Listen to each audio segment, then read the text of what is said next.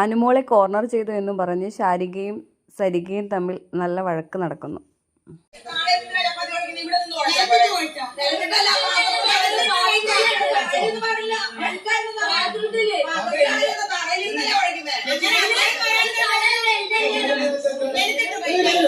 ചേച്ചി എത്ര മണി എക്സിൽ കയറണം?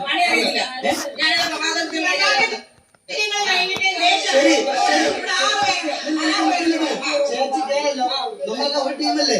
അപ്പൊ ടീമിനെല്ലാം സംസാരിച്ച് ഒരുമിച്ചല്ലേ നിൽക്കേണ്ടത്. അവർക്ക് ഒരു തെറ്റ് പറ്റിയാൽ ക്ലിയർ ചെയ്തു.